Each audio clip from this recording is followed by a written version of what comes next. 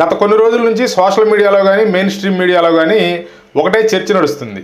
అదేంటంటే విజయసాయిరెడ్డి గారి గురించి, తర్వాత ఎండోమెంట్ అసిస్టెంట్ కమిషనర్గా పనిచేసినటువంటి కె శాంతి, తర్వాత ఆమె భర్త అయినటువంటి మదన్ మోహన్, వీళ్ళ ముగ్గురు మధ్యన ఒక ఇష్యూ నడుస్తుంది. ఈ సోషల్ మీడియాలో కానీ మెయిన్ స్ట్రీమ్ మీడియాలో కానీ దీన్నే ప్రధాన సమస్యగా చర్చలు డిబేట్లు చేస్తున్నారు.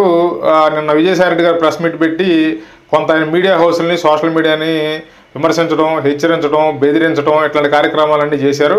అంతకు ముందు రోజు ఆ శాంతి గారు అన్నటువంటి ఆమె కొంత సింపతిగా నేను మహిళని, నన్ను ఇట్లా వేధిస్తున్నారు అది ఇది అని చెప్పి ఆవిడ కొంత అంటే సింపతి గేమ్ ప్లే చేస్తూ ఆవిడ బెదిరించింది అనమాట. తర్వాత రోజు విజయసాయిరెడ్డి గారు వచ్చి ఈయన బెదిరించడం జరిగింది. ఇప్పుడు ఏంటంటే మదన్ మోహన్ గారు, ఆమె భర్త అయినటువంటి మదన్ మోహన్ గారు రంగంలోకి వచ్చారు. ఆయన కూడా ప్రెస్ మీట్ పెట్టడం జరిగింది. ఇక్కడ ప్రధానంగా మనం మాట్లాడుకోవాల్సిన సమస్య ఏంటంటే విజయసాయిరెడ్డి గారికి ఆవిడకి సంబంధం ఉందా లేదా అనేది అసలు మనకు అనవసరమైన విషయం.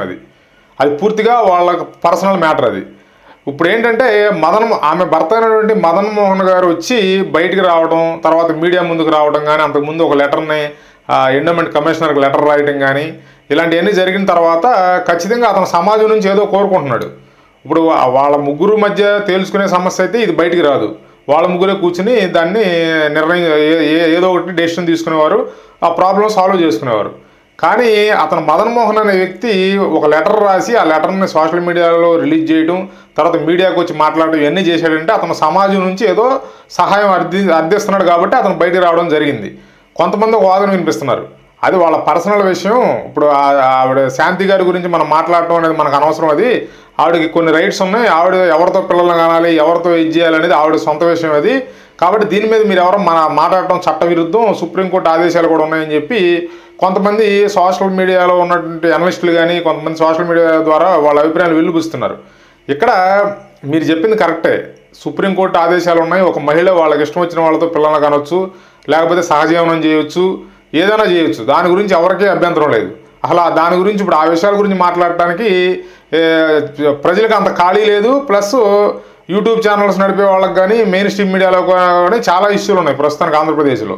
ఈ విషయాన్ని ఎత్తుకుని తలకెత్తుకుని ఈ విషయాన్ని భుజాన్ని ఎత్తుకుని మాట్లాడాల్సిన అవసరం అయితే ఎవరికి ఉండదు, ఎవరికి లేదు కూడా.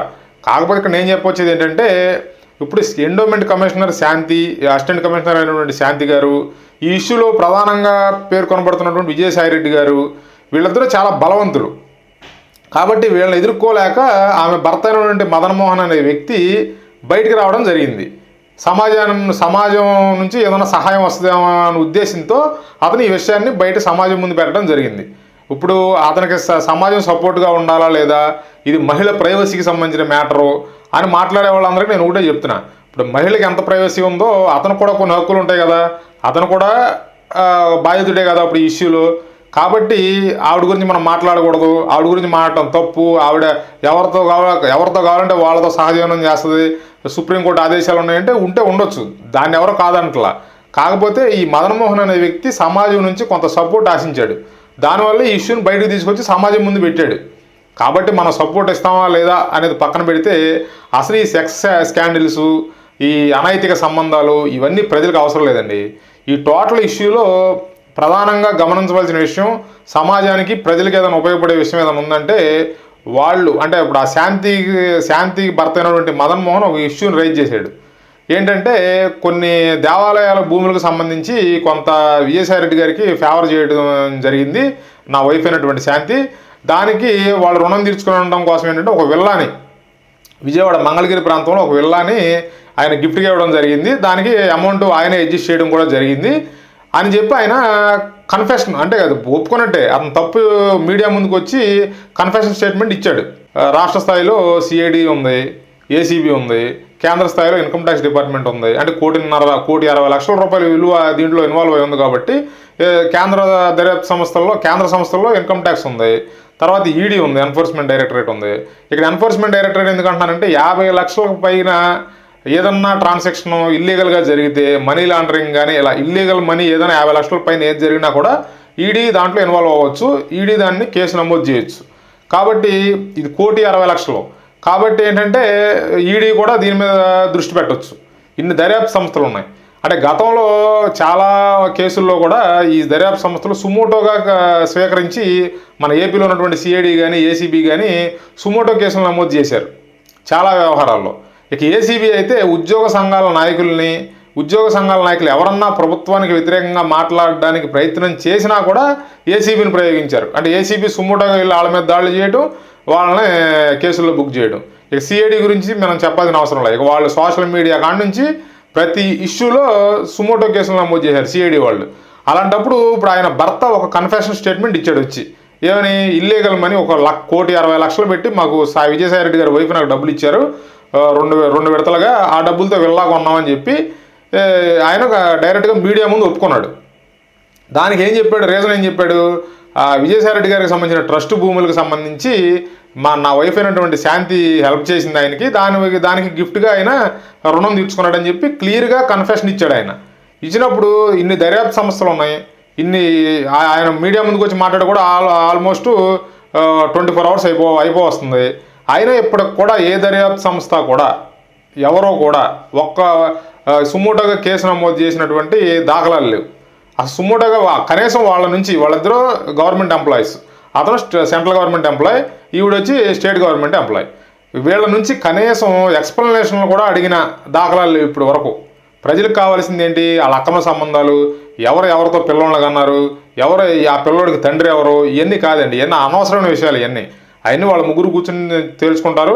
నిజంగా మదన్మోహన్ కనుక సమాజం నుంచి, అంటే అవతల వ్యక్తులు బలవంతులు కాబట్టి, విజయసాయిరెడ్డి తర్వాత కే శాంతి అన్న వాళ్ళు బలవంతులు కాబట్టి, అతనికి ఏమన్నా సమాజం నుంచి సహాయం కావాలంటే మనందరం చేయాలి. దాన్ని మనందరం అతనికి సపోర్ట్గా ఉండాలి, నిలబడాలి, నిజంగా అతనికి అన్యాయం జరిగితే మాత్రం. అంతే తప్పితే దీంట్లో ఇంకా ఎక్కువ అనవసరమైన విషయాలు ఇవన్నీ. డిఎన్ఏ టెస్టులు, తండ్రి ఎవరు, అదెవరు, ఇదెవరు, అన్నీ లీగల్ ఫ్రేమ్వర్క్లో జరగాల్సిన వ్యవహారాలు అవన్నీ. డిఎన్ఏ టెస్ట్ నేను అడిగితేనో లేదా ఎవరో టీవీలో డిబేట్ పెడితేనో డిఎన్ఏ టెస్ట్ చేయరు. దానికి ఒక లీగల్ ఫ్రేమ్వర్క్ ఉంటుంది, దాని ప్రకారమే డిఎన్ఏ టెస్ట్ చేయడం కుదురుతుంది. కాబట్టి దానికి అతను మదన్మోహన్ అన్న వ్యక్తి లీగల్గా ప్రొసీడ్ అవ్వాలి, ముందుకెళ్ళాలి. కోర్టులు ఏం చెప్తాయి, లీగల్గా ఎలాంటి డెసిషన్ వస్తుంది అనేది చూసుకుని దాన్ని బట్టి ముందుకెళ్తే సరిపోతుంది. ఇక మనం మాట్లాడుకోవాల్సిన విషయం ఏంటంటే, అతను ఇచ్చిన అతను ఇచ్చిన ప్రెస్ మీట్లో అతను ప్రధానంగా చెప్పిన అంశం, ప్రజలకు ఉపయోగపడే అంశం ఒకటి ఉంది. అదేంటంటే, అతను అమెరికా నుంచి తిరిగి వచ్చాడు, పాస్పోర్ట్లో నా డేట్లు ఉన్నాయి, నేను లేని సమయంలో ఆవిడకు గర్భం దాల్చింది, ఇవన్నీ మనకు అనవసరమైన విషయాలు. ఇవన్నీ నైతికతకు సంబంధించిన వ్యవహారాలు మాత్రమే. ఈ ప్రజలకు అనవసరం. వాళ్ళు నైతిక విలువలు వాళ్ళు మర్చిపోయినప్పుడు అలాంటివి చేస్తూ ఉంటారు. అవన్నీ మనకు అనవసరమైన విషయాలు. ప్రజలకు కావాల్సింది ఏంటి, ఈవిడ ఆ ట్రస్ట్ భూములకు సంబంధించి, ప్రభుత్వ భూములకు సంబంధించిన వ్యవహారాల్లో ఈవిడ సాయిరెడ్డికి అనుకూలంగా ఏదో డెసిషన్ తీసుకుంది, దానికి గిఫ్ట్గా 1,60,00,000 డబ్బులు ఇచ్చాడు ఆయన అనేది ఇప్పుడు ఆ కే శాంతి యొక్క భర్త మదన్మోహన్ ఆరోపిస్తున్న ఆరోపణ. అతను స్వయంగా నేనే డబ్బులు తీసుకెళ్లానని కన్ఫెషన్ ఇస్తున్నప్పుడు చాలా కేసుల్లో మనం చూసి ఉంటాం, అప్రూవర్గా మారితే వాళ్ళకి బెయిల్ ఇస్తారు, ప్రధాన నిందితుల మీద కేసు బాగా టైట్ అవుద్ది. అలాంటిది ఇతను వచ్చి డైరెక్ట్గా నా చేతులతో, నా స్వహస్తాలతో నేను డబ్బులు బ్యాగ్లో పట్టుకెళ్ళానంటే అసలు ఎందుకండి? సాధారణ వ్యక్తి ఒక 50,000 రూపాయలు అకౌంట్లో వేయాలంటే పాన్ కార్డు అడుగుతున్నారు, 49,000 లిమిట్ అంటున్నారు. ఒక సాధారణ వ్యక్తి బ్యాంకులోకి వెళ్ళి డబ్బులు వేయాలంటే 49,000 లిమిట్ అంటున్నారు. అలాంటిది ఒక 2 లక్షల పైన ట్రాన్సాక్షన్ చేయాలంటే ఇంపాసిబుల్ అనమాట. అలాంటి పరిస్థితులు ఉన్నాయి ప్రస్తుతం. ఇన్కమ్ ట్యాక్స్ డిపార్ట్మెంట్ కానీ కేంద్ర ప్రభుత్వం ఇలాంటి విషయాల్లో దృష్టి బాగా పెట్టి ఉండడం వల్ల 2 లక్షల పైన ట్రాన్సాక్షన్ కూడా ఎవరో చేయలేని పరిస్థితి. చట్ట ప్రకారం కూడా క్యాష్ ట్రాన్సాక్షన్ అనేది 20,000 దాటి చేయకూడదు. ఇలా ఇన్ని రూల్స్ ఉన్నప్పుడు ఒక వ్యక్తికి 1,60,00,000 రూపాయలు బ్యాగుల్లో పెట్టి మనీని అతను డైరెక్ట్గా చెప్తున్నాడు, కొంత బ్లాక్ కొంత వైట్ అని. అసలు ఆ బ్లాక్ మనీ అనే పదాన్ని అతను సెంట్రల్ గవర్నమెంట్ ఎంప్లాయీ ఉండి అతను నోటేమంటే మాట్లాడటమే అది చాలా పెద్ద తప్పుడు వ్యవహారం. అది దాంట్లో అతను ఇన్వాల్వ్ అయ్యానని చెప్పి అతను ఒప్పుకుంటున్నాడు. ఒప్పుకున్నప్పుడు ఏం చేయాలి, ఈ దర్యాప్తు సంస్థలన్నీ కనీసం ఎవరో ఒకరు వినే ఉంటారు కదా, అతను మాట్లాడిన ప్రెస్ మీట్ని స్టేట్మెంట్ చూసే ఉంటారు కదా. ఇప్పటి వరకు ఏ దర్యాప్తు సంస్థ నుంచి కానీ, ఎవరి దగ్గర నుంచి కానీ, ప్రభుత్వం తరపు నుంచి కానీ, ప్రభుత్వం సైడ్ నుంచి కానీ, కేంద్ర ప్రభుత్వం కానీ, రాష్ట్ర ప్రభుత్వం కానీ ఇప్పటి వరకు ఎటువంటి స్పందన లేదు దీని మీద. ఇదేదో వాళ్ళ ఫ్యామిలీ వ్యవహారంలాగా వదిలేస్తున్నారు. అది వాళ్ళ ఫ్యామిలీ వ్యవహారమే. ఆ పిల్లడికి తండ్రి ఎవరు అనేది వాళ్ళు తెలుసుకుంటారు. విజయసాయిరెడ్డి వచ్చి ప్రెస్ మీట్ పెట్టి అతను నోటుకు వచ్చినట్టు మాట్లాడాడు, మీడియా హౌసుల్ని, ఈ సోషల్ మీడియాలో చేసేవాళ్ళని. అసలు ఆ 1,60,00,000 సంగతి తేల్చండి ఫస్ట్. వాళ్ళ పిల్లలు అన్ని పక్కన పెట్టండి, ఆ పిల్లడికి తండ్రి ఎవరు అనేది పక్కన పెట్టండి. అసలు అది ఇష్యూయే కాదు. ఆ పిల్లడికి తండ్రి ఎవరైనా కూడా సమాజానికి వచ్చే లాభం లేదు, నష్టం లేదు. ముందు ఆ 1,60,00,000 ఇల్లీగల్ మనీ, అది దాని గురించి తేల్చండి. దాని మీద కేసులు నమోదు చేయండి. దాంట్లో ముగ్గురిని చేర్చండి. ఇప్పుడు ముగ్గురు ఇన్వాల్వ్ అయి ఉన్నారు. డబ్బులు ఇచ్చింది విజయసాయిరెడ్డి వైఫ్, డబ్బులు ఇప్పించింది విజయసాయిరెడ్డి, డబ్బులు తీసుకెళ్ళింది శాంతి భర్త మదన్మోహన్. ఆ డబ్బులు ఇవ్వడానికి ప్రధాన కారణం ఆ శాంతి తీసుకున్నటువంటి నిర్ణయాలు, అంటే విజయసాయిరెడ్డికి అనుకూలంగా తీసుకున్న నిర్ణయాలు. ఇన్ని ఉన్నాయి, ఇన్ని యాంగిల్స్ ఉన్నప్పుడు మీరు ఇన్ని రకాల కేసులు కట్టవచ్చు. దీంట్లో సిఐడి వాళ్ళు ఇన్వాల్వ్ అవ్వచ్చు, ఏసీబీ వాళ్ళు ఇన్వాల్వ్ అవ్వచ్చు, ఇన్కమ్ ట్యాక్స్ డిపార్ట్మెంట్ వాళ్ళు వచ్చి ఆ డబ్బు గురించి అడగవచ్చు, బ్లాక్ మనీ అని అతను మెన్షన్ చేశాడు కాబట్టి. తర్వాత ఈడీ వాళ్ళు, ఎన్ఫోర్స్మెంట్ డైరెక్టర్ వాళ్ళు వచ్చి వాళ్ళు కేసు కట్టవచ్చు. ఇన్ని రకాలు ఉన్నాయి దీంట్లో, ఇన్ని యాంగిల్స్ ఉన్నాయి. కాబట్టి ఈ అనైతిక సంబంధాలు, ఈ అక్రమ సంబంధాలు, ఎవరెవరితో పడుకున్నారు, ఎవరెవరితో తిరిగారు, ఇవన్నీ ప్రజలకు అవసరం లేదండి. ప్రజలు, ఒక మధ్యతరగతి వాడు బయట టీ తాగాలన్నా ఆలోచిస్తాడు, లెక్కేసుకుంటాడు. ఈరోజు మనం 2 టీలు తాగాం, 20 రూపాయలు ఖర్చు అయింది, లేకపోతే ఈరోజు మనం 3 టీలు తాగాం, మన బడ్జెట్ ఇంతే అని చెప్పి 5 రూపాయలు 10 రూపాయలు లెక్కేసుకుని ఎంతో కష్టపడి బతుకుతున్నటువంటి మధ్యతరగతి వాళ్ళ దగ్గర చాలా పన్నుల రూపంలో ఈ ప్రభుత్వాలు వసూలు చేస్తున్నాయి. వాళ్ళ ముక్కు పిండి, వాళ్ళ మూతి అన్ని పిండి వసూలు చేస్తుంటే వీళ్ళు, ఈ వైట్ కాలర్ నేరగాళ్ళు లాగా వీళ్ళు ఏంటంటే విపరీతంగా అక్రమాలు చేసి, ఆవిడ కమిషనర్ స్థాయిలో ఉంది, ఆవిడే మీడియా ప్రెస్ మీట్లో చెప్పింది, నా శాలరీ వచ్చి నాకు ₹1,00,000 వస్తుందని ఇది చెప్పింది లెక్క. ఆవిడ ఇంత రెంట్కి ఎంత నాకు రెంట్కి ఎంత ఇస్తారు, హౌస్ అలవెన్స్ ఎంత ఇస్తారని ఇది ₹1,00,000 లోపే చెప్పింది. అసలు అంత తక్కువ ఉన్న ఆవిడకి విల్లా ఎక్కడి నుంచి వచ్చింది? ఆవిడ విల్లా రిజిస్ట్రేషన్ చేసేటప్పుడైనా ప్రభుత్వంకి ఒక దృష్టి ఉండాలి కదా. ఎవడో ఒక సామాన్య మనిషి వెళ్ళి బ్యాంకులో 10 లక్షలు ఇస్తే ఇన్కమ్ ట్యాక్స్ వాళ్ళు దానికి ఆ అకౌంట్ని వాళ్ళకి లింక్ చేసుకుని దాన్ని ట్రేస్ చేసి వాడికి నోటీస్ ఇస్తున్నారు, ఒక 5 లక్షల పైన డబ్బులు వేస్తే. అట్లాంటిది ఒక గవర్నమెంట్ ఎంప్లాయీ ₹1,00,000 తక్కువలో జీతం, ఆవిడ సర్వీసులోకి వచ్చి కూడా 5 ఏళ్ళు పూర్తి అవ్వలేదు, ఒక విల్లాగా ఉంటుందంటే ఒక వ్యవస్థ ఉండాలి కదా. ఈ ప్రభుత్వ అధికారులు ఇత విచ్చలుడిగా అక్రమాలు చేసి రాజకీయ నాయకులతో కుంభక్కయి ఈ విధంగా చేస్తున్నప్పుడు వాళ్ళ మీద ఒక నిఘానేత్రం ఉండాలి కదా. ఏమైపోయింది? లేదు. ఇప్పటికైనా ఆ భర్త వచ్చిన కన్ఫెషన్ స్టేట్మెంట్ ఆధారంగా దాన్నే కన్ఫెషన్గా తీసుకుని, ఆ మీడియాలో మాట్లాడిందాన్ని కన్ఫెషన్ స్టేట్మెంట్గా తీసుకుని ఖచ్చితంగా వీళ్ళ మీద కేసులు నమోదు చేయాలి. ఆ ₹1,60,00,000 విషయాన్ని తేల్చాలి. అసలు ఆ విజయసాయిరెడ్డి ₹1,60,00,000 వాళ్ళకి ఎందుకు ఇచ్చాడు, ఆవిడ అతనికి విజయసాయిరెడ్డికి అనుకూలంగా ఏం డెసిషన్ తీసుకుంది అనేది ప్రజలకు తెలియాలి. ఆ పిల్లడికి తండ్రి ఎవరు అనేది ప్రజలకు తెలియాల్సిన అవసరం లేదు. ఆ శాంతి గారి వెర్షన్ కూడా ఏంటంటే కులం కార్డు తీస్తుంది ఆవిడ, నేను ఒక మహిళని అంటుంది, తర్వాత ఎస్టీ అంటుంది. మీ భర్త కూడా ఎస్టీ అనమ్మా, అతను బాధితుడే ఇప్పుడు ఈ ఇష్యూలో. అలాంటప్పుడు అతనికి నీకుండే హక్కులు ఉంటాయి కదా. మహిళగా నీకు కొన్ని ఎక్స్ట్రా హక్కులు ఏమైనా ఉన్నాయనుకుంటే నువ్వు గతంలో ప్రవర్తించిన విధానాల్లో చాలా పొరపాట్లు ఉన్నాయి.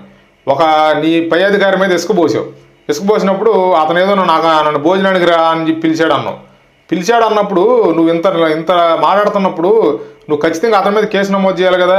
ఇప్పుడు ఆవిడ వచ్చి మీడియా ముందు మాట్లాడింది కాబట్టి ఇప్పుడు ప్రభుత్వం తీసుకోవాల్సిన నిర్ణయం ఏంటంటే నిజంగా ఈవిడ ఎందుకు ఇసుక పోసింది, ఆవిడ యొక్క హయ్యర్ ఆఫీసర్ మీద ఇసుక ఎందుకు పోసింది, నిజంగా ఈవిడ చెప్పినట్లుగా అతను ఏమన్నా ఈవిడిని వేధించాడా? ఒకవేళ వేధిస్తే అతను కూడా శిక్ష పడాలి, అతను కూడా శిక్షించాలి. ఇప్పుడు ఒక మహిళను వేధించిన కారణంగా లేదు, అతను ఏదో అక్రమాలను ఎంక్వైరీ చేయడానికి వస్తే ఈవిడ కావాల్సిగానే ఈ విజయసాయిరెడ్డి వైఎస్ఆర్సీపీ ప్రభుత్వం అండదండలు చూసుకుని అతని మీద అక్రమంగా ఇలాంటి పని చేసిందా అనేది కూడా తేలాలి ఖచ్చితంగా ఇప్పుడు. కాబట్టి దీని మీద కూడా ప్రభుత్వం దృష్టి పెట్టి నిజంగా ఈ అమ్మాయిని కనుక అతను ఆ డిప్యూటీ డైరెక్టర్ స్థాయి అని చెప్పి చెప్తుంది ఆవిడ, ఆ పై అధికారి, అతను వేధించాడంటుంది, మాటలతో వేధించాడంటుంది. చట్ట ప్రకారం ఆడవాళ్ళని సైకిల్ చేసినా అది నేరమే, మాటలతో వేధించినా నేరమే, చేష్టలతో వేధించినా నేరమే కదా. అలాంటప్పుడు అతను కూడా శిక్షార్హుడే కదా. ఖచ్చితంగా దాని మీద కూడా ఎంక్వైరీ చేయాలి. ఈ వ్యవహారాలను చూస్తే ఒక మధ్యతరగతి వాడికి, రోజంతా చెమటోడ్చి కష్టపడేవాడికి, సాయంత్రానికి 700 1000 లేదా నెలకు 30,000 జీతం తీసుకునేవాడికి, ఒక 20,000 సంపాదించుకునేవాడికి వాడికి ఏమనిపిస్తుంది తెలుసా? వాడు అనుకుంటాడు ఖచ్చితంగా, నేను రోజంతా కష్టపడితే 20,000 30,000 సంపాదిస్తుంటే నా పిల్లల్ని సరిగ్గా వాళ్ళు అడిగిన దాన్ని, ఇప్పుడు పిల్లలు అడుగుతారు, నన్ను సినిమా తీసుకెళ్ళమంటారు, అది కావాలి ఇది కావాలంటారు. ఖచ్చితంగా ఇప్పుడు వచ్చే ఆదాయాలకి ఈ మధ్యతరగతి వాళ్ళు పిల్లలు అడిగింది ప్రతిదీ చేయలేరు. అప్పుడు ఏమనిపిస్తుంది తెలుసా వాళ్ళకి? ఇలాంటి అరాచకాలు, ఈ ₹1,60,00,000 పెట్టి విల్లాలు, ఇలాంటివన్నీ చూస్తే ఏమనిపిస్తుంది తెలుసా? మనం కూడా అవినీతి, ఏదో ఒక అవినీతి దందానం, పక్కోడిని మోసం చేసి ఎదరోడిని మోసం చేసి ఏదో ఒక అవినీతిలో దిగిపోతే పోద్ది, ఇంకే మనం ఎంత కష్టపడే ప్రయోజనం ఉందనే ఆలోచనలు ఇలాంటివన్నీ చూసినప్పుడు సామాన్య మానవుడు కలుగుతాయి. అక్రమ సంబంధాల గురించి, అనైతిక బంధాల గురించి, ఈ సెక్సువల్ స్కాండల్స్ గురించి ప్రజలకు అనవసరం. మీరు దయచేసి ఈ ఇష్యూలో తేల్చవలసింది, ప్రభుత్వం దృష్టి పెట్టాల్సిన మ్యాటర్ ఏంటంటే ఆ ₹1,60,00,000 ఎక్కడి నుంచి వచ్చినాయి, ఎందుకు ఇవ్వాల్సి వచ్చింది విజయసాయిరెడ్డి ఆమెకి, ఆ ₹1,60,00,000 పెట్టి వెళ్ళా ఎందుకు కొనివ్వాల్సి వచ్చింది, ఇవన్నీ తేల్చండి. మాకు మాత్రం ఇవి చాలు. ఆ పిల్లోడికి తండ్రి ఎవడైనా పర్వాలా. మదన్ మోహన్ మటుకి అతను సమాజం ముందుకు వచ్చాడు కాబట్టి, సహాయాన్ని అర్జించి ప్రజల యొక్క సహాయాన్ని కోరాడు కాబట్టి మీడియా ముందుకు వచ్చి రావడం అంటే దానికి ప్రధాన ఉద్దేశం అదేనండి. ప్రజల నుంచి సహకారం కోరటం. అవతల వాళ్ళు బలవంతులైనప్పుడు వాళ్ళని ఎదుర్కోలేని పరిస్థితుల్లో మీడియా ముందుకు రావడం జరుగుతుంది. అప్పుడు ఆటోమేటిక్గా ప్రజల నుంచి కొంత సపోర్ట్ వస్తుంది అనేది బాధితుల యొక్క ముఖ్య ఉద్దేశం. ఇక్కడ మదన్ మోహన్ ఉద్దేశం కూడా అదే నాకు తెలిసి. అలాంటిది ఏదైనా మదన్ మోహన్కి అవసరమైతే ప్రజల నుంచి మద్దతు ఖచ్చితంగా తెలియజేయాలి.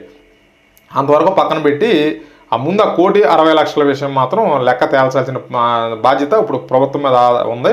ఖచ్చితంగా ఇప్పుడున్న ప్రభుత్వం దీని మీద ఏదో ఒక నిర్ణయం తీసుకుంటారని ఆశిద్దాం.